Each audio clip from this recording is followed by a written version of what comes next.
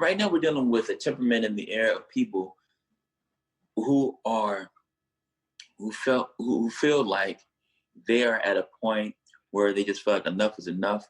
Los Angeles actor and comedian London Brown talking about the emotional upheaval in the United States over the killing of George Floyd. He says there have been countless protests, but this isn't new. The injustice just happened to be caught on video. This has been going on, you know, back in the 60s. And I remember it happened even 30 years ago, you know, in LA.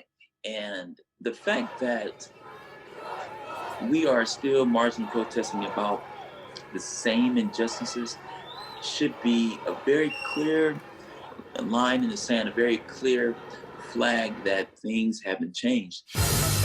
Brown is a successful actor, having starred in multiple shows, including the HBO hit Ballers. Deep down inside, you a straight hustler like the rest. But even at his status, he hasn't escaped the harm caused by racism towards Black people. I have countless of my own personal stories of being thrown in the back seat of the car, having my car searched without a warrant, being roughed up.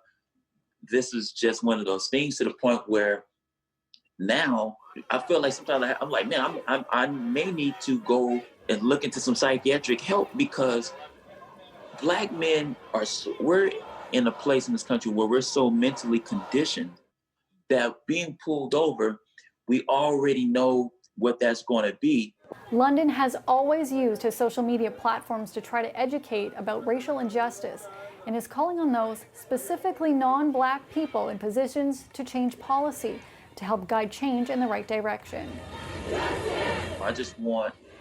I want everybody to be in their power position, and let's move forward and let's bring about change. Because the protest really could end tomorrow if laws are put in place to protect those who are unjustly being dealt with.